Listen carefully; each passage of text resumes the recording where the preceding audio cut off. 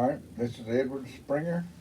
I was born in Woodland, Mississippi, which is in Beat 5, Chickasaw County, and in 1930.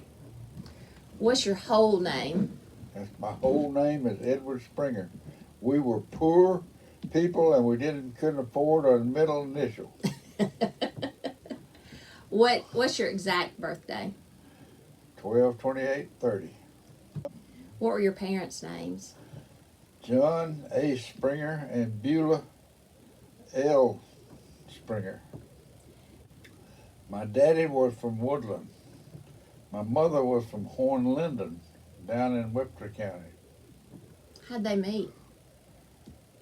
Well, mother went to Houston to the college they had up there. They had a college in Houston, and she went to school at Horn-Linden. Then she went to school at Methodiston, at Timber Tech, Wood Junior, which they didn't call it Wood Junior at that time. I can't remember what the name of it was. Then she went to Houston to school, and I guess that's where they met. She was a pretty good-looking little girl, black-headed, feisty, I guess. So, and my daddy was about 10 years older than she was. And my daddy was raised by his uncle.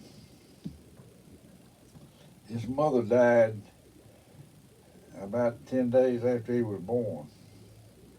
And he had some older sisters, and they were in the courting ages, and they didn't want to take care of this little squirt.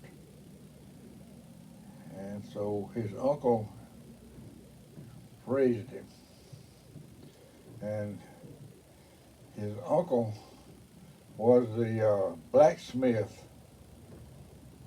at Woodland. He did the blacksmith work. And his name was John. And of course, Daddy was, he was the kid. He was the kid on the block, and he could do whatever he wanted to, and so he ran wild and did whatever he wanted to. And it's amazing, though. He grew up, and that's about the time that automobiles came out. And he liked automobiles, and he kind of learned how to crank them and maintenance on them and all that sort of thing. And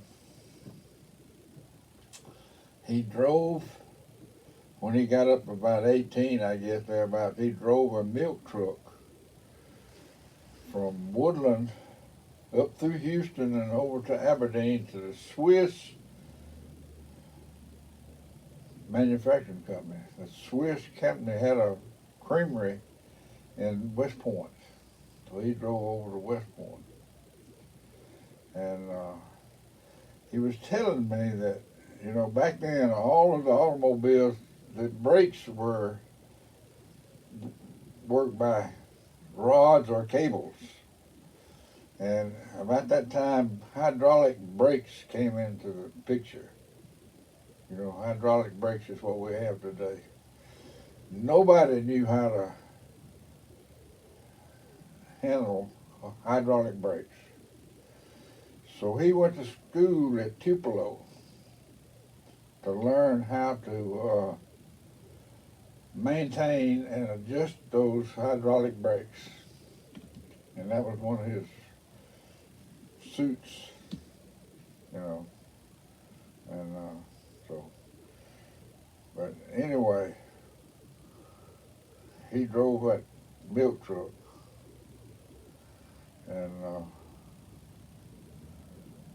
he said the milk truck, they didn't have much, the roads were mostly gravel and dirt, and he said when it was wet, truck couldn't hardly go. If he got off the gravel, it was bad. So, but anyway, he was picking up this, running his milk run this one night, and after it had rained the day before, and he had his girlfriend in there with him in that truck, and so he pulled up to this guy's house at night to pick up his milk. You know, they didn't have milk; it was cream. They got the cream, and they didn't do the milk. But they had what they call separators. They run that milk through that separator and got the cream off, and they kept the cream. The cream wouldn't spoil too quick, so they could keep it in a little ice box for a week or so. And so that's what they'd pick up. But anyway, he he picked up at this guy's house to pick up his milk, and of course the guy came out to help him get the milk in the truck and all that, and he got ready to leave. The damn truck was stuck. He couldn't move. So this guy was in front of the truck helping push, and the only thing he had on was his shirt. And he was pushing and pushing, and by the time they got the truck out of that girl, she couldn't take it no longer. She laughed out loud. That guy, he was all upset at Daddy about letting him be out there naked in front of that woman. He didn't know she was in the car He until didn't know she she was laughed. in there. No, she laughed out loud, but somehow or other, she couldn't. But anyway, that's one of the stories I remember him telling about it. But they used to haul that milk over to West Point to that creamery. Well, now, when did they get married? Do you know? No. No. There's 8 of us. Wow. I'm the oldest. Oldest to youngest. And then the next girl was Johnny Maxine. And then the next one was a girl, Emma Kate. And the next one was a boy named Ellie. And then there was about a 4 or 5 year blank space. And then they had 4 more. And the oldest one was Beth Nell, and then Larry, and Nancy June, and Sidney. Sid was the last. He was a baby. How old were you when the baby was born? Oh Lord, I don't know. When the last baby? Yeah. Hell, I was in the army then, I think. You were grown. Oh yeah. Yeah, I was grown. You know, when I went to school at Woodland, I started at Woodland. My parents had bought some land out up in that little community called Anchor, about 80 acres up there, and we were building, Daddy was building a house up there. And so when I went to school at Woodland, my first day, I got a whipping because Mother bought me a little book satchel, with the pencils and the ruler and all that little paraphernalia that goes with it. And we were sitting at the first grade, we had a table, and there was kids on this side of the table, kids on that side of the table, all right?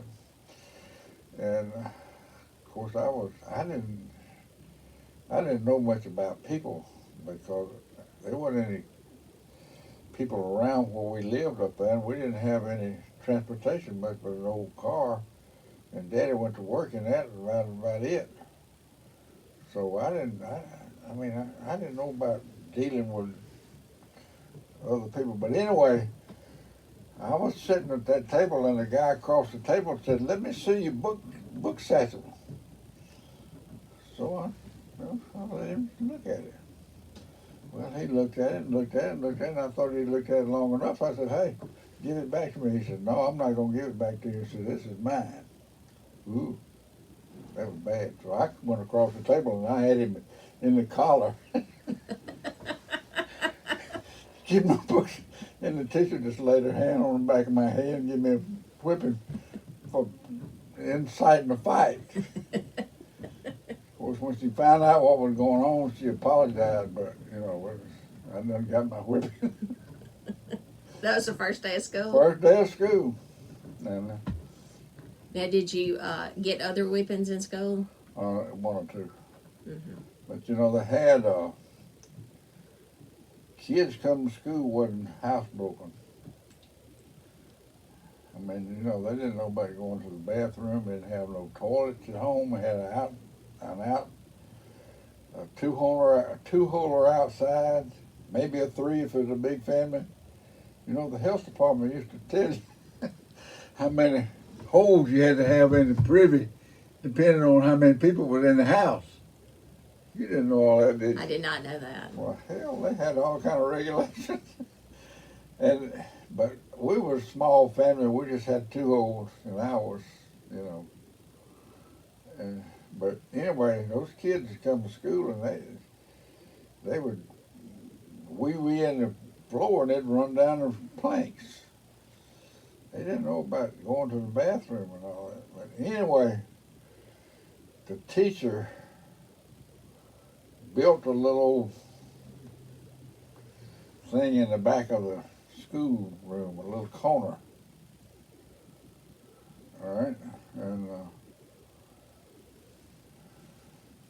if one of the kids messed their pants up, she would designate somebody to go with them, and they'd go wash their pants and put them back there in that little room with no pants on, you know, and hang your pants outside till they could dry, you know. Well, this little boy over there messed his pants, and the teacher said, "Ed, you go help him." I said, I ain't going to do that. I ain't going to wash his dirty breeches. I didn't do it. I ain't going to, and I got a whipping for that, but I didn't go. Was it a one-room schoolhouse? Oh, no, it was, we had a lot of rooms in our schoolhouse. We had a high school, and it was in Woodland where that furniture company is now. If you stand out in the street and look at that, I was over on the right side. It was my first grade class. So it was a full school, like first grade through 12th. It was a full school, yeah. Did you go to school there all 12 years? Oh no, I left there when I was in the fourth grade. In the fourth grade, my daddy was working for the county. It's a long story, but the county borrowed $50,000, the whole county. And boy, I can remember when I was a little squirt that they go, oh, they're going to break the whole damn county, you know, and all that kind of stuff. I was just listening to all the old folks talking. But they took that 50,000 and divided it into 5. Each beat got $10,000, all right? And they bought equipment. You see, they were, up until then, they were dragging the road with mules. They had about 4 mules hooked to one of these graders. And then they took that money and bought some tractors to pull those graders. And the beat that Daddy worked in, that guy bought a drag line. You know what a drag line is? I don't. Well, that's one of the first mobile dirt moving equipment where it got this bucket out there on 2 cables. You know, you dig dirt and dump it on there. Well, nobody knew how to run that damn drag line. So Daddy got with the guy that sold it to the county and got him to teach him how to run it and how it worked. So he became the dragliner man for the county. And they used that thing for a lot of things, like driving, piling for bridges and all. They didn't have no way to do nothing but hardly. And so he was a dragline operator. So that made y'all move? No, but when the war, Second World War broke out, they were looking for technician people. And somehow or another, this guy got hold of Daddy, and we moved. I don't know. We moved from here to here to here. I went to 6 different schools in one 8-month term. You know, and that was 6 schools, and one of them I wasn't there but about 3 or 4 weeks. That's when you were in about 4th grade? Yeah, 4th and 5th, yeah. And So where'd you land? Where'd you end up staying? Well, we stayed in a tent wherever the hell we could, and nobody had any place to live. Well, we lived in a tent. Did you really? Yeah. Our whole family. That's how, when y'all were moving, y'all would stay in a Yeah. tent? Yeah. There was 4 of us, 5, and 6, counting Mom and Daddy. All us kids, we all lived in a tent. Yeah. We lived in a tent by a school down in Tennant, Mississippi, until somebody moved out. We moved in one of the rooms. Well, where was the last place that y'all ended up? Oh, What was your permanent? well, the last place we ended up was back in Chickasaw County in Houston. And Is that where you finished school? I graduated in Houston. At Houston High School? Yeah. What year did you graduate? 1950. You know, I was working for my dad, and he was a dragline operator. So in the summertime, I was working with him, doing the grease monkey work, keeping the machine greased, keep water in it, keep fuel in it, keep him watered, and keep all that going. I was just what I call, I was the porch monkey, kept everybody going. But I had a buddy that I had, a friend that I had liked, and we hobnobbed together, and in school, and he went to work with Worsham Brothers Construction Company in Corinth, Mississippi. And he always liked my daddy about running that drag line, and he had a hankering for running that. So he got up there and got him a job greasing that drag line, and the old guy taught him how to run it. So anyway, he was doing pretty good. But anyway, I was working for Daddy over on Highway 9, coming out of Uppity, going up through Slate Springs, Calhoun City, and up to Pontotoc. We were working on that section of road from Uppity to Calhoun City. And I was, you know, like I say, I was out there doing whatever. And I knew all of the girls up and down that road, knew all of the watermelon patches, knew where the peach trees were, and knew everything. Knew all the people up and down the road. Because I didn't have nothing to do but goof around out there, you know. And they'd come by and find out what we were doing, and I'd talk to them and all that. Anyway, Daddy wouldn't let me run that machine because he was afraid I'd get hurt. Anyway, he would let me walk it down the road from this job site to that job site. And it'd travel about 3 miles an hour, clip, clip, clip, you know. Well, I was going down there clipping down the road one day, and there was a good-looking little girl over in the corn patch hoeing corn. I got to looking at her. She got to looking at me. And the next damn thing you know, I run the dang drag line, run into her power line going to her house, and the sparks went everywhere. The light, it burned that cable in two, and the bucket fell on the ground, and that gal threw her home down and run to the house. There I was, in a hell of a mess with that bucket on the ground. And so I skinned up that boom, got that piece of cable, got it down there, and got that bucket hooked back up. I knew how to do all that. Well, here come Daddy. And I knew damn well I was going to get it from that. And he said, what the hell's going on here? I said, well, I'll tell you, Daddy. I said, I run into that power line and it burnt the cable in two and the bucket fell on the ground. And I said, I got it hooked up, we can go home.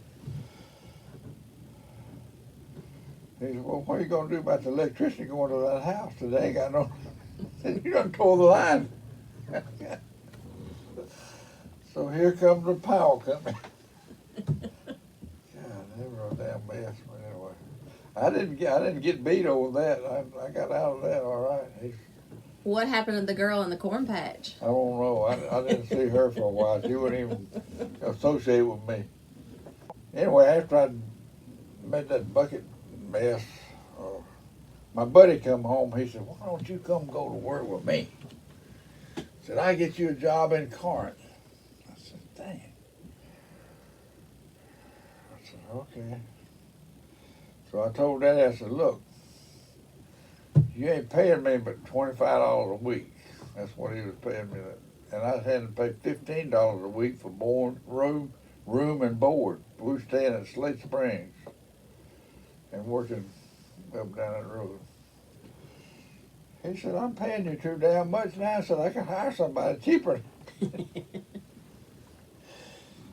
said, well, I can go to work in Corinth. He said, well, I don't give a damn. He said, you just go on up there and go to work. I said, okay. So I got me a job in Corinth, Mississippi, driving a dump truck and whatever else come down the road.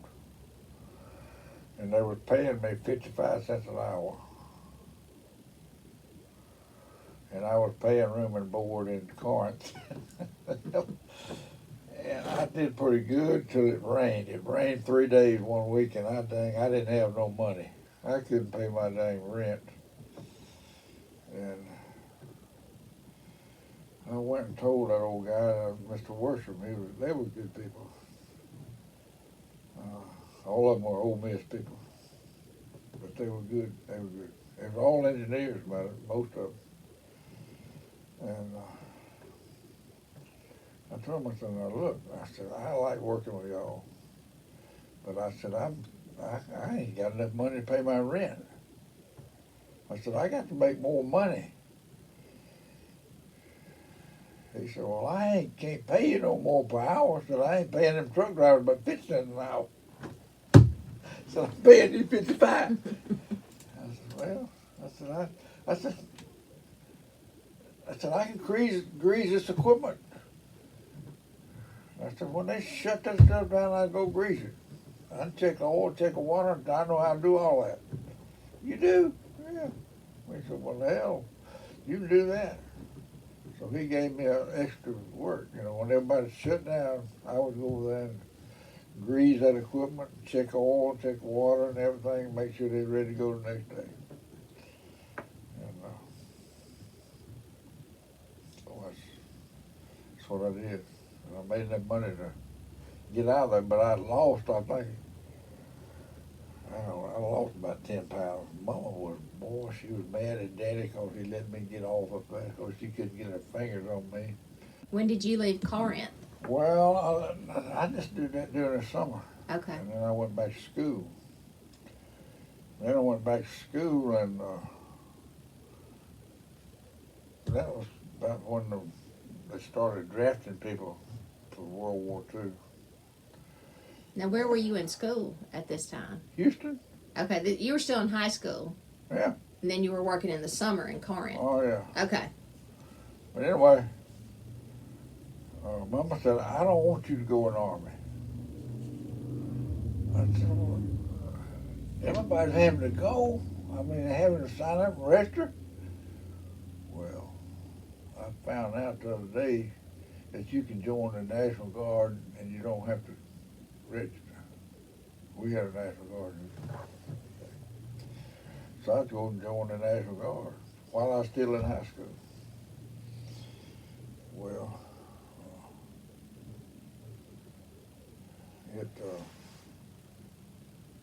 it rocked along. I graduated from high school, and I went to work with Marshall Brothers again, back up in Corinth. So, I mean, I liked them people, and they liked me, and so we worked.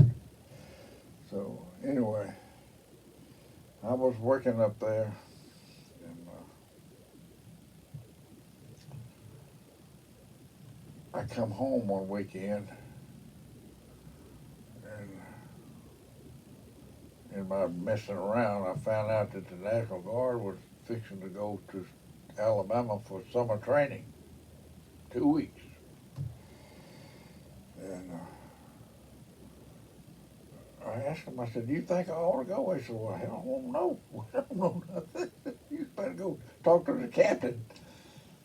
So I went and talked to the captain, and he said, well, said, you don't have to go. He said, you got a job, and I can't make you go. But said it would be to your advantage to go. It was dusty up in Corinth. They had dust that deep, and I was working in that stuff, driving that truck, doing this, that, and the other. And so I said,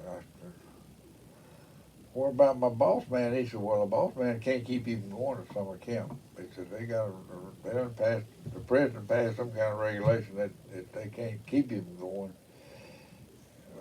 if you want to go. They can't fire you. So I called my boss man and told him, I said, look, I'm here in Houston. And I said, the National Guard is going on a summer camp for 2 weeks. And they kind of think I ought to go. He said, well, go on. I don't care. I said, go on. So I went to summer camp. And we went to McClellan, Fort McClellan, over in Alabama. And so that was a awakening for me, because I didn't even, you don't know what a field pack is, but I didn't even know how to roll a field pack. And, you know, that you put on your back. I didn't even know how to do that. But I learned all that pretty quick. But then we went over there and we came back.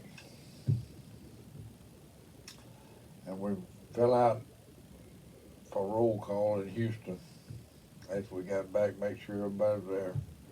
And the captain said, well, I'll see y'all in the morning. And one of my buddies says, what do you mean you're going to see us in the morning? I said, I'm going to work. He said, no, you're not. He said, y'all were mobilized. He said, the federal government mobilized this National Guard and said, y'all are now members of the United States Army. Y'all can't go no damn where, y'all are here. They mobilized the whole damn thing, so that's the way we went. It meant for me, I couldn't go back to work. I had to call the man and told me we were mobilized and I was in the Army. I couldn't go. Where did they send you? Where they sent us, stayed right there in Houston. And then they sent us to Fort McCoy, Wisconsin. How long were you in Korea? Well, I was over about a year, and they kept me for another half a year for convenience of the government. What was your job in Korea? In Korea, I was the head of the heavy equipment section.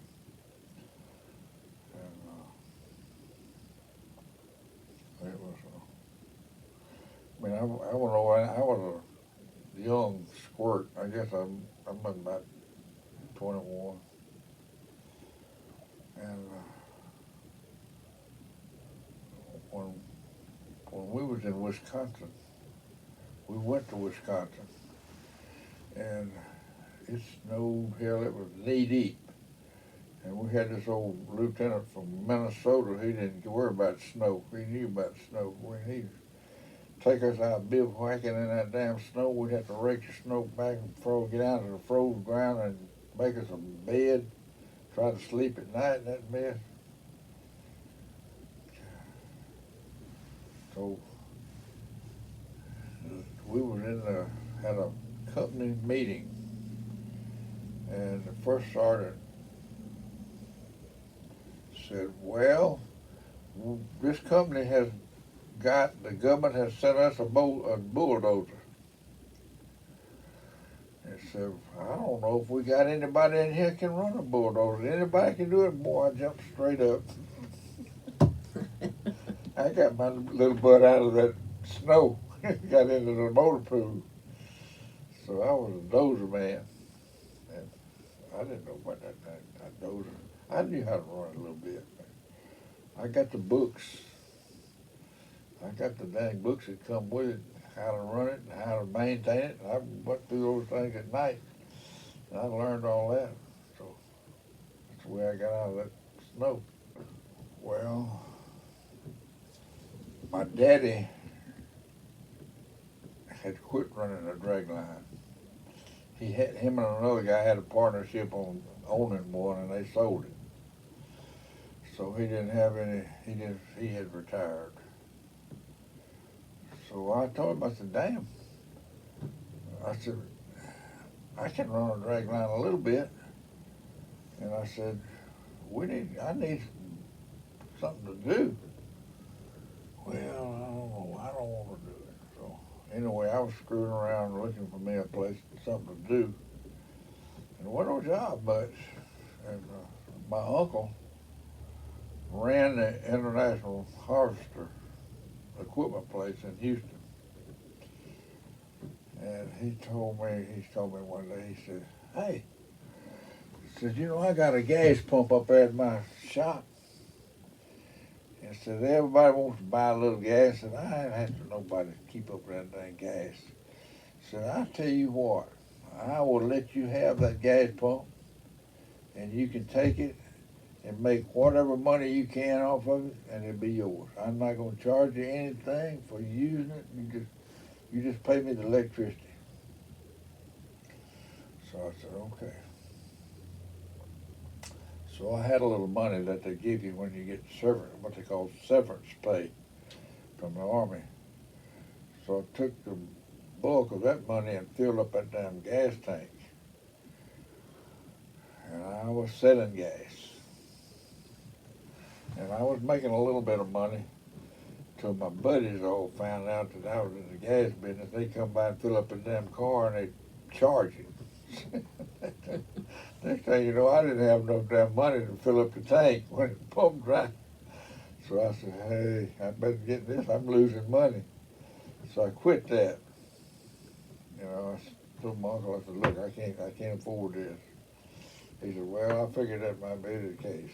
So I got out of that gas selling business and went back to Daddy. I said, look, let's give us a dang job. I said, you still good. You can operate the machine until I learn how to do it. I said, I learned how to operate that dang machine. Yeah, he said, yeah. So anyway, can't get no machine. So I knew the old man that run the equipment plant over at Amory named Mr. Scribner. You know, he was a multi-millionaire, old man. Come up from just the ground. And I went over and talking to him one day, and I said, you know, I'm trying to get me a drag line where I can go get some work done.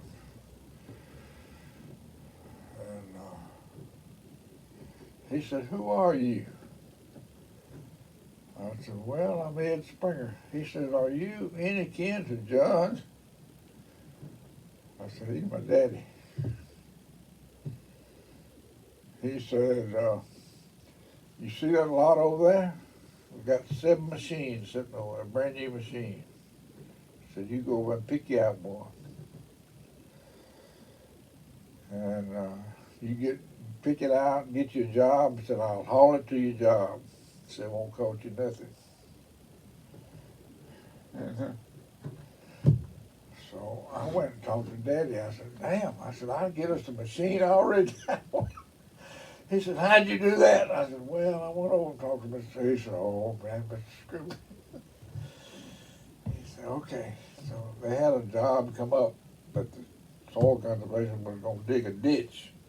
I forget now where it was, somewhere over in Pontotoc County or somewhere. And it was a pretty good sized job, and so I told Daddy, I said, let's bid on it. He said, okay. So we bid on that, and we bid 22 cents a yard for digging it and casting it out. And the guy that got it was, I think, got it for 12 cents. And Daddy said, hell, look at that. I said, he can't only make no money doing that. He said, I ain't gonna work for nothing. So I said, damn, that wasn't the part. So I went to work at Brown Brothers beet packing plant. Best job I could find. Me and another guy that I'd been in the Army with got us a job over at Brown Brothers. And we was doing pretty good. And we was working, and I enjoyed where I was working. I was working in the wrapping department, wrapping hams and whatever. And so I was going to work that morning. We had to leave about 4 o'clock in the morning in Houston to get over there to get to work. I got over there and I had a wreck in Houston. This old guy that worked at the coke plant, I knew him, knew his car, knew him. And I passed him at an intersection in a little old street. He didn't have no damn business turning at that street, but he turned and I hit him. Well, knocked the light out on my truck, on my old car. And but we got out and jacked that fender up off the wheel where it would run.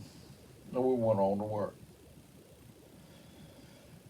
We was coming back that night. It was raining like rips. And I was in the city limits of West Point. I wasn't driving very fast, about 30, 35. And this car went by and there was a cattle truck parked in front of me. Didn't have no tail lights, nothing. I mean, I didn't see him until that car got by. And I flipped over to the left to miss him.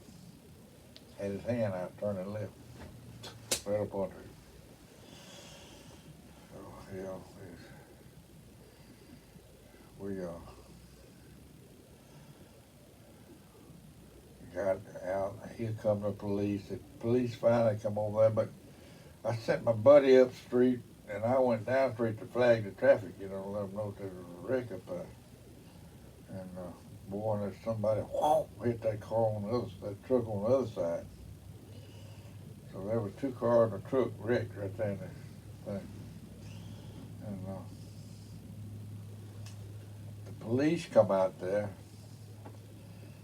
and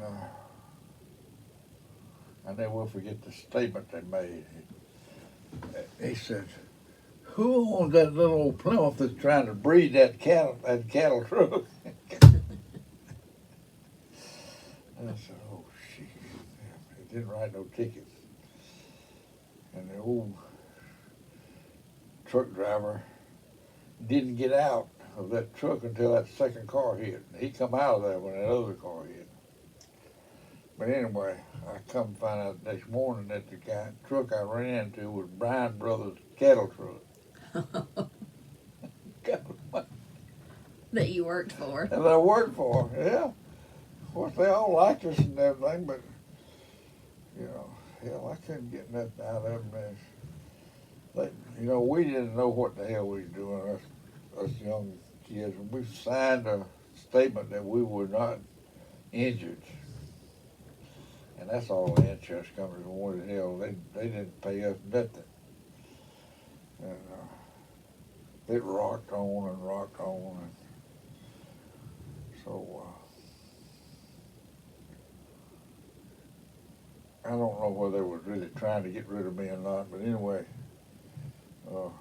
I was pressing them a little bit about getting me some money for my car. You know, had the old car, the truck didn't have no tail lights. I don't think it even had a tag. You know, Brian Brothers, farm truck.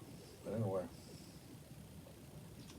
I was in there wrapping Christmas hams, little hams for Christmas, wrapping them. And they had some of that one-way glass, and my supervisor was in that room watching what I was doing. Yeah, I've been watching, wrapping ham for a while. I knew how to wrap a damn ham. He come out there and says, Springer, said, you're using too much paper to wrap them hams. I said, well, you want it covered, don't you? Yeah. But you're using too much paper. So I said, okay. So I tried to cut it back, you know. Worked on, and I kept thinking to myself, man, that's a pretty damn cheeky little old piece of paper to wrap a ham, you know. And it wasn't long till he come out there and said, now look, said, you still using too much dang paper. I said, well, I cut the dang back as best I could. I said, I can't hardly cover the damn stuff with what I'm tearing off. He said, well, see if you can do better. That really alienated the hell out of me. I just pulled my apron off, you know, with Jeff. I said, Jim, put this damn apron on and you wrap them hams. But I'm gone. I ain't gonna wrap no damn ham if you ain't happy. So, he said, oh, I don't want you to quit. And there was about 5 or 6 of us veterans in there, you know. About 3 or 4 of them said, Springer, said, are you fixing to quit? I said, I'm tired of this damn shit, them damn wrapping hams and they stitch you on the damn paper. I said, dang. They said, well, hell, we gonna quit too. So we emptied it down. That guy, he said, damn, all of y'all quit. They said, yep, we all quit. If y'all gonna let Springer go, we quit. So, so anyway, that's severed my relationship with Brian Brothers back in Anyway, yeah. Then I didn't have nothing to do. Nothing. So I was screwing around and I had got married pretty short, right in that little, and my wife's mother was my math teacher when I was in high school. And I don't know what she saw in me, but she said, you ought to go down to Mississippi State and enroll in the engineering school. I said, how am I going? I said, I didn't barely got out of y'all's classes in Houston. This is your mother-in-law. Yeah. She said, well, I think you got the potential. So, I mean, I couldn't find that to do, so I thought, well, hell, I'll go down there and take the entrance exams. So I hauled my little old butt down to Mississippi State, took the entrance exams, and I passed English. Only thing I passed. And so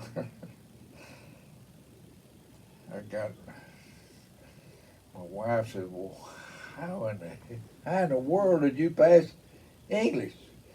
Said, you don't know nothing about English. I said, well, when I was in the Army, I read Mickey Spillane's books on. So anyway, but I kept trying to, you know, they asked me, what school do you want to get in? I said, well, I'm going to get in engineering. They said, you can't get in engineering. I said, what? they said, well, your grade's low. Said, you.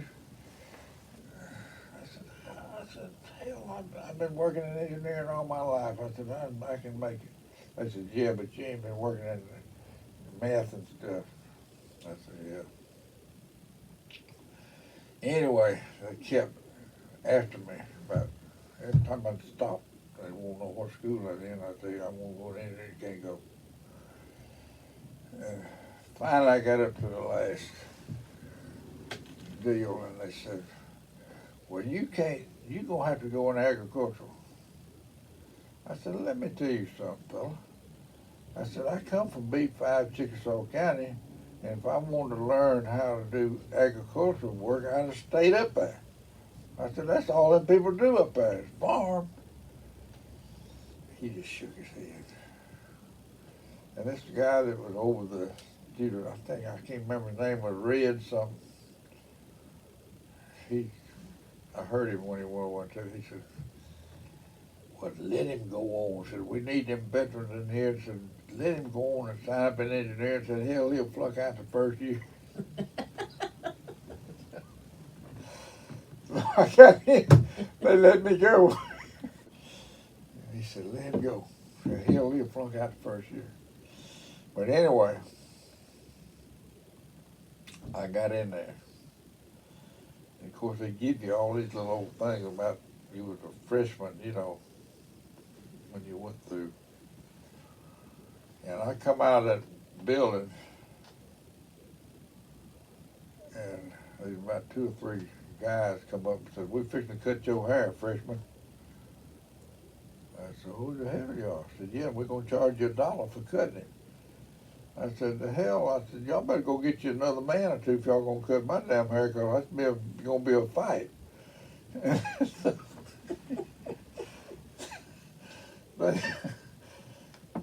They said, well, you gonna resist? I said, hell, y'all ain't cutting my hair. I said, yeah, we cut all freshmen's hair. I said, you ain't cutting this freshman's hair.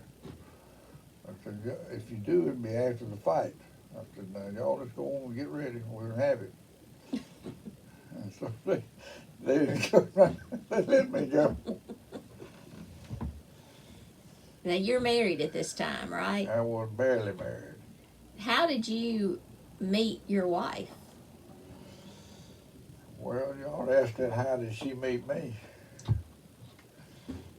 She picked me out when I was in the 6th, 7th grade, I think, when I went back to Houston. She had her eye on you? I never had a chance.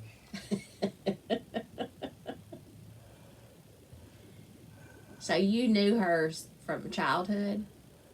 Well, when I went back to Houston, you know, after I made all that big run, and went back to Houston, I think we was in the 6th grade. Or 7th, maybe might have been, I don't know, somewhere in there. Were y'all classmates? Yeah. There was I didn't really realize that she had her fingers on me until there was a girl in our class that was, you know, she wasn't quite up to par. You know, her parents were poor. But she was a pretty smart girl, you know, but she had to go to Alabama. Her parents moved to Alabama. And so she got over to Alabama and she wrote me a letter. And, you know, in the 7th grade, that didn't, hell, it went all over. Everybody knew about it. So I wrote her a letter back. And they didn't exactly know all about that, but I wrote her a letter back. I told her that we all missed her and everything, hope she did good. No, you know, I mean, she was a good girl. But man, hell, that was tough. When she found out I wrote that girl back and answered her letter. What'd she do? What? What did she do when she Oh, found hell, out? she did- I don't know what they all do.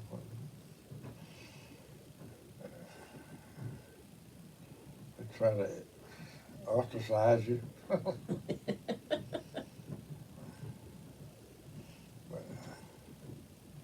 you know, that didn't work too good.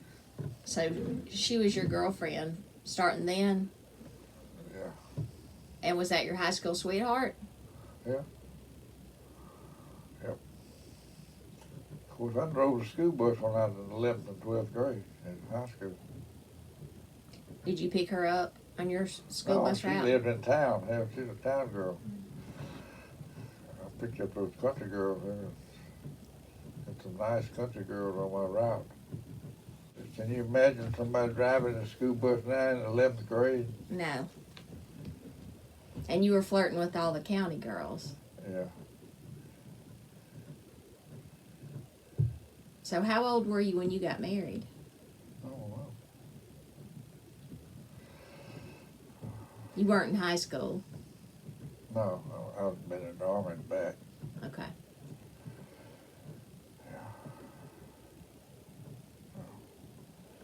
But I went to Mississippi State, fought it, made it in 4 years.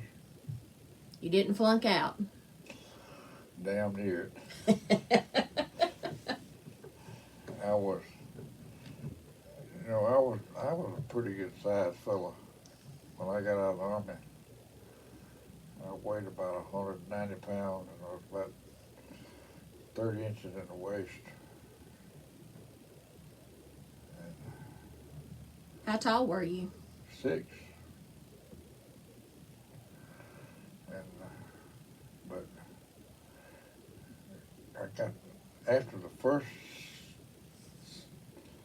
semi-semester, hell, I got my grades and I'm doing pretty good. I said, hell, I ain't nothing to this crap. So I got to drinking beer and shooting pool. And I was 36 inches in the waist. I weighed about 200 pounds. Hell, I had fattened up. God, that wasn't worth killing. What year did you graduate from Mississippi State? 1957 in December. Did you have any kids when you were in college? Did y'all start your family? You had 2 in college? Now, where did you live when you were in college? At the Veterans Department, called West Side. Where's that? It ain't there no more. That Highway 12 come through there and got it over next to the chicken place. Yeah, I lived on the West Side. So they had housing for veterans? Yeah. And you could live there with your family? Yeah. And I think rent was about $20 a month. So better. Were there a lot of veterans in school with Yeah. you? Was there like a federal program that helped pay your tuition because you were a veteran? Well, they gave you some money, you know. You get a check from the government every month. Pay your tuition and the living wasn't much for living, but yeah, there's a lot of veterans. That helped a lot of people go to school? Yeah. Yeah. So when you finished at Mississippi State, then what'd you do after that? Started teaching the next week. Where'd you teach? Mississippi State. Engineering? Yeah. Oh, wow. And they thought you were going to flunk out. 4 years later, you were teaching. Yeah. So how long did you teach? 20 years. When did you start Springer Engineering? Well, when I started at college, I was on a 9-month contract. They had, this is back in the old time, but they would pay some people 9 months, and they wouldn't pay the insurance, wouldn't pay nothing at 3 months. All right, so you was on your own. So that's what I started under a 9-month contract. And I ended up under a 9-month contract. I never did go under a full. They finally decided that they would pay the insurance, you know, whether you would, if you was off at 3 months. But that hipped out, so.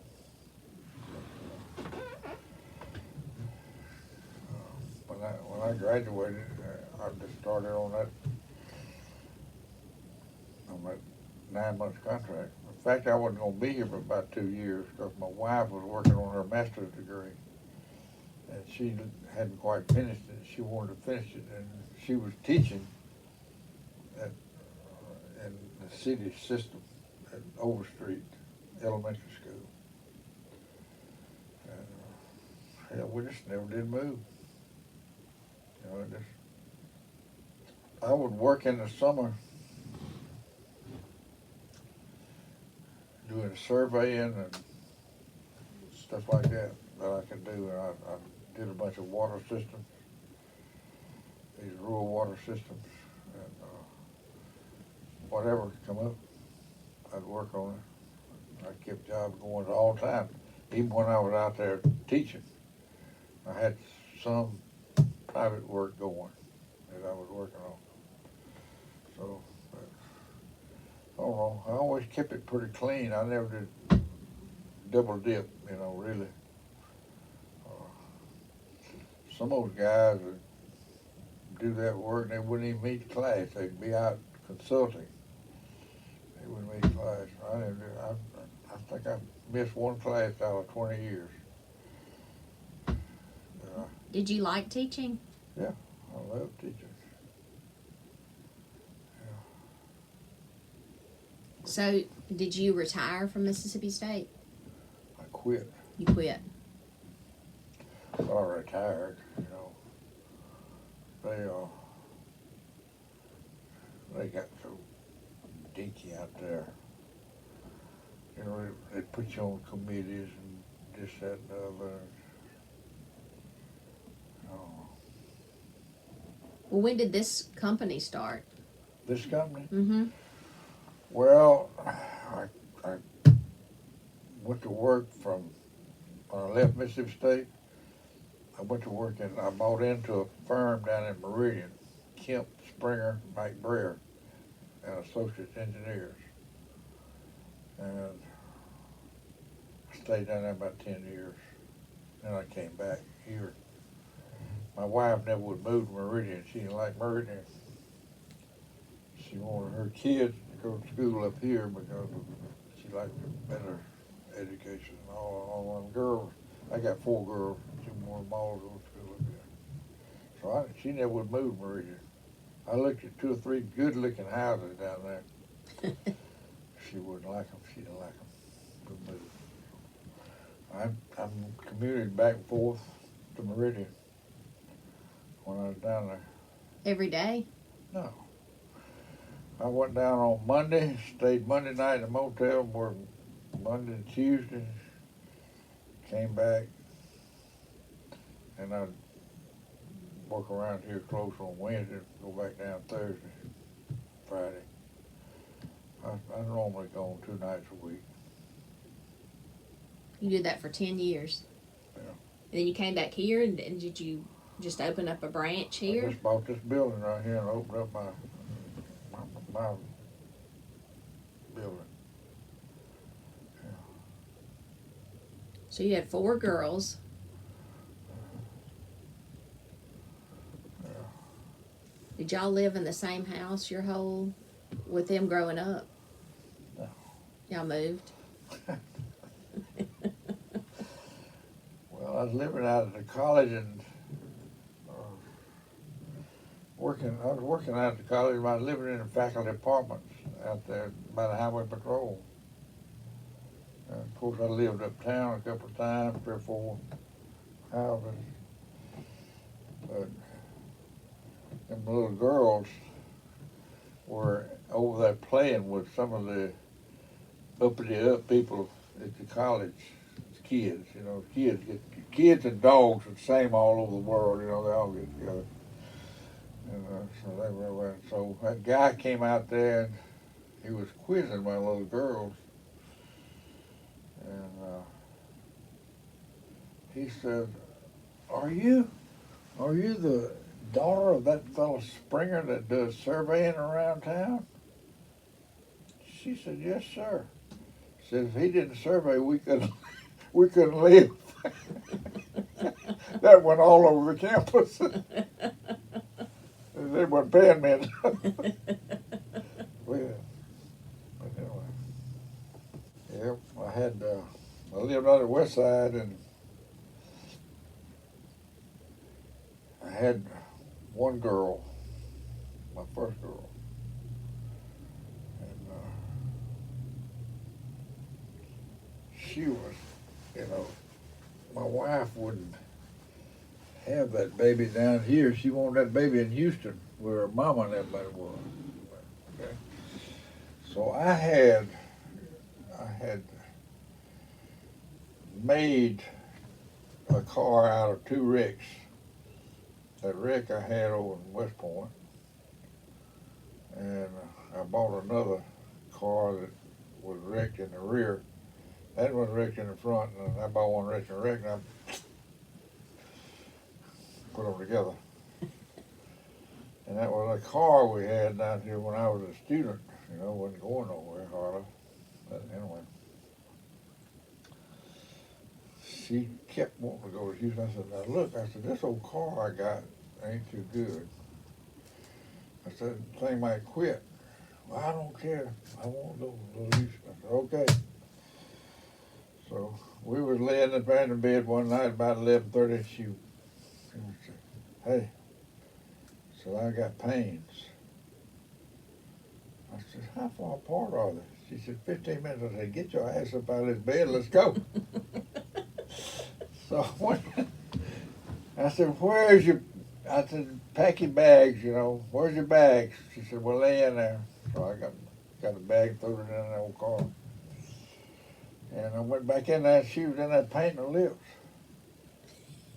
I said, "What in the hell are you doing painting your damn lips? You're going to have a baby."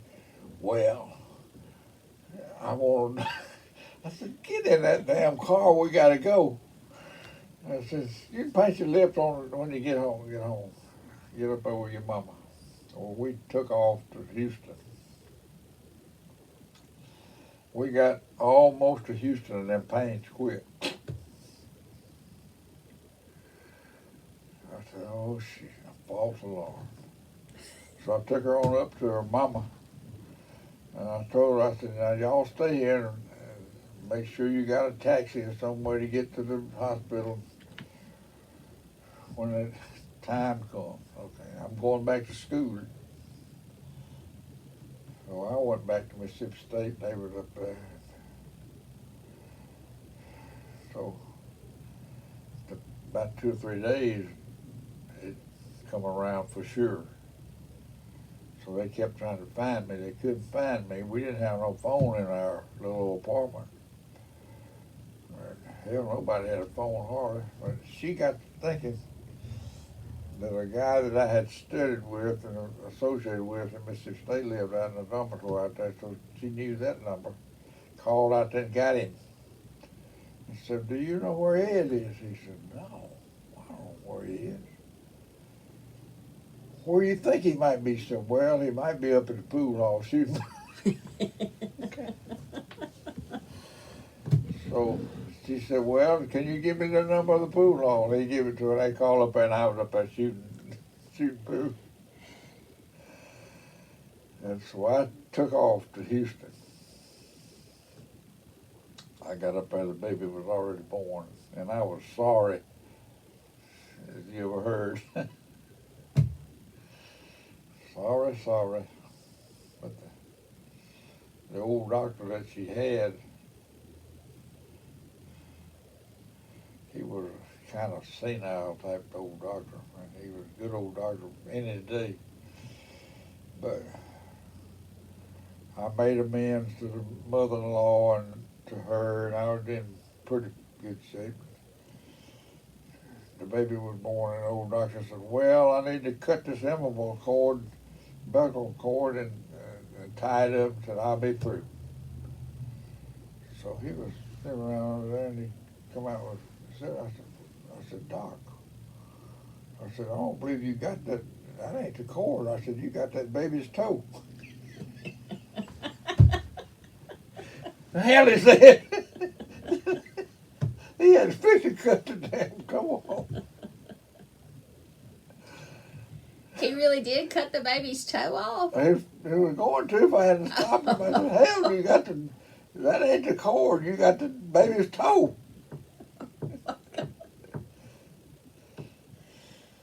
Now, who's the oldest daughter? Carol. That's Carol. So he almost got Carol's toe. He almost got her toe.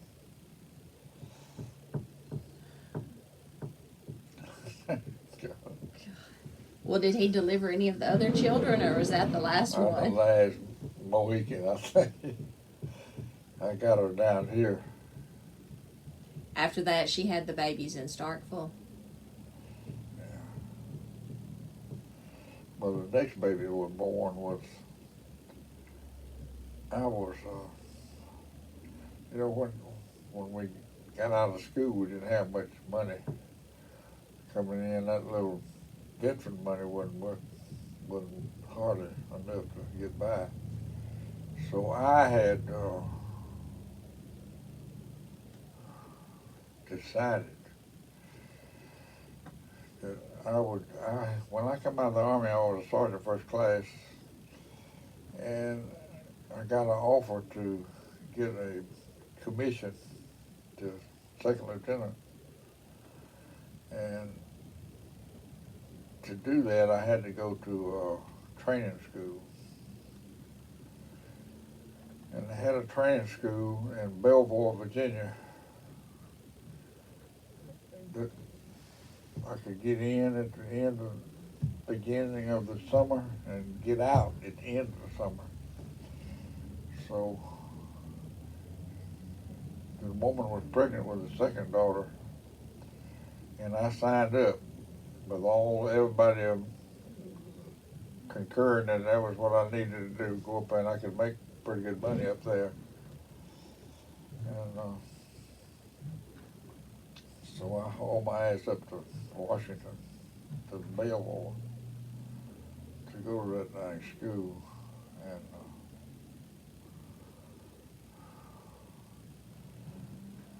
she called me one night and said, I'm fixing to have this baby. I said, well, there ain't no damn way I can get there. You're just going to have this baby by yourself. Call your mother and get your sisters and everybody, y'all just have that baby, and I'll be there when I can. So I get out of the damn school, and they were going to have a little get-together, you know, all of the students, and read out who was ranked, this, that, and the other. I ranked pretty dang high with my test and everything, but I told the captain, I said, I can't stay. He said, hell, you gonna get your name read out. I said, well, read the damn thing, I got to go. So I went out there and got me an airplane headed to Memphis. I got to Memphis, trying to get me a bus south to Starkville. Wasn't no damn bus south to Starkville. The only bus I could get was one that went down I-55 and ended up down at Winona. So I said, hell, when I get from Winona to Starkville, I get there somewhere. So I loaded on that bus, went down there. I got to Winona, it was about 12 o'clock at night. Wasn't no bus going nowhere. So I was kind of bitching around there about no bus, and this old guy says, where in the hell are you trying to go? I said, well, I'm trying to go to Starkville. He said, well, I'll take you to Matheson, Mississippi, He said, you just have to walk the rest of the way. I said, what the hell? He said, I got a flower truck. I'll throw you back in there with them flowers. We'll go. So I rode to Matheson with that flower truck. And I got up to Matheson, and there was a payphone right there by the, where they had a little old bus station. Wasn't nobody there. So I got out, got ready to call a woman. Didn't have no change to make the damn phone work. I didn't have nothing but 50 cents and quarters. It wouldn't work. So it was dead over one at Matheson that time of night. There wasn't even no dogs walking around. So I looked down the street and I saw a guy back out of his house, and the lights were on. So I said, well, shit, I'll just walk down and maybe I can get some change. Call the wife, tell her to come get me. So I walked down there. That woman looked out there and saw me, and she went berserk. I mean, she went down berserk. She thought I was trying to rape her or something. And I said, lady, all I want is some change for this quarter or this 50 cents. I don't want that. I'm trying to make a phone call. Oh, no, man. And about that time, her husband come back in. Thank God he was halfway reasonable. I told him, I said, look, I've upset your wife something fierce. All I wanted was some change. He said, well, I know it. Said, she's on her way. I said, she's fixing to call the police, but she didn't know how to get hold of them. He said, well, what do you want? I said, I want change for something so I can make a phone call to Starkville and get my wife over here and pick me up. He said, oh, I'll take care of that for you. Got me change. Called her, she come got me. And had she had the baby by then? Oh, yeah. Yeah, when old Kathy come in there, I got back in school, and the wife and the maid had been washing diapers and hanging them out on line out behind the house.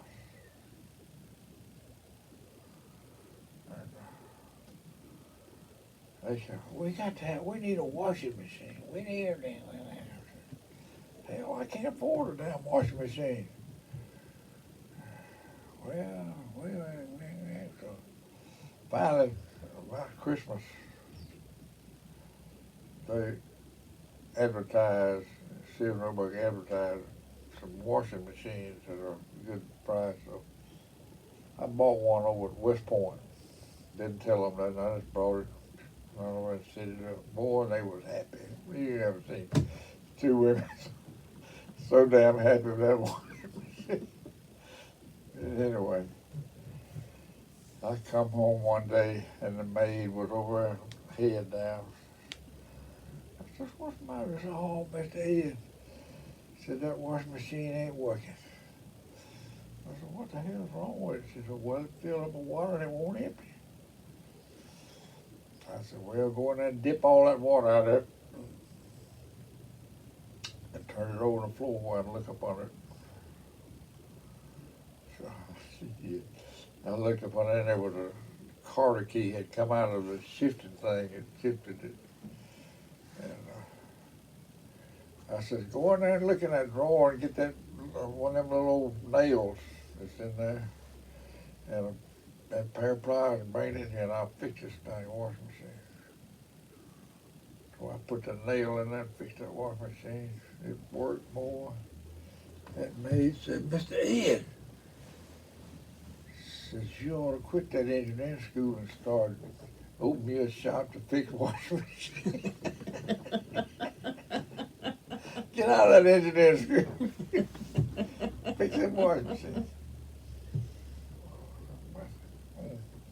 Well, you ended up having 2 more kids after that? 2 more, yeah. All girls? All of them. Well, all of them supposed to be boys. According to who? The doctor said, look how she's toting this one. way low, so it's got to be a boy. Lying bunch of yahoos. But I'm happy with my girls. Oh. Are you gonna retire one day from Uh-uh. working? No. And plan on it. There's some people as old as I am have practiced engineering before. Okay. Probably some out there now. Maybe, I don't know. I don't know. I ain't keeping up with them. Edie was born when we was at the university in the apartment complex over there. And the wife, I mean, 3 kids.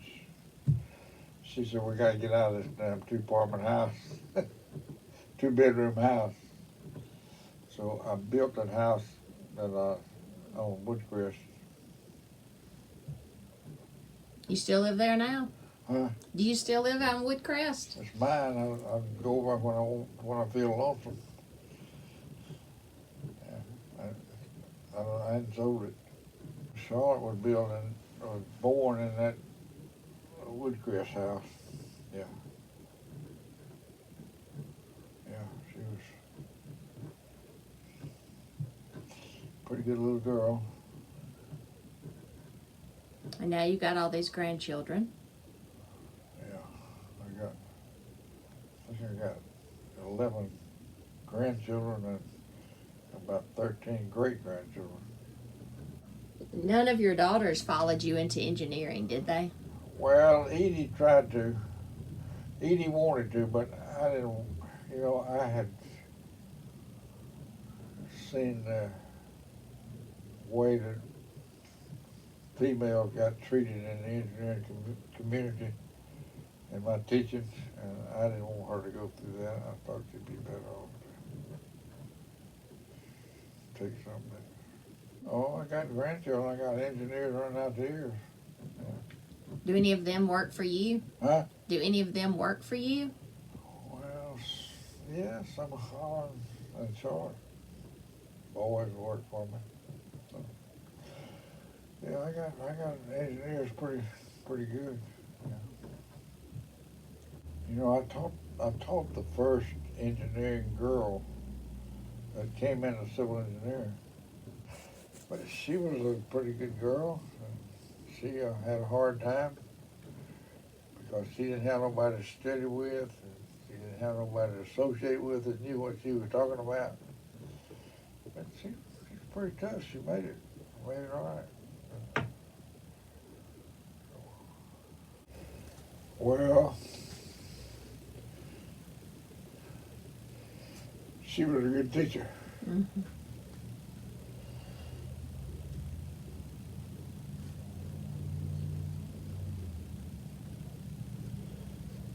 And I was thinking one time about, you know, that ain't very complicated teaching, I didn't think. And I was screwing with all my damn engineering junk to design bridges and buildings and all that stuff.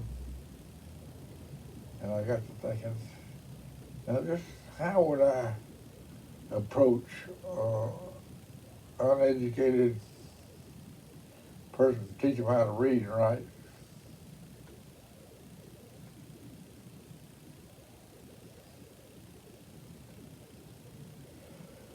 It's pretty tough.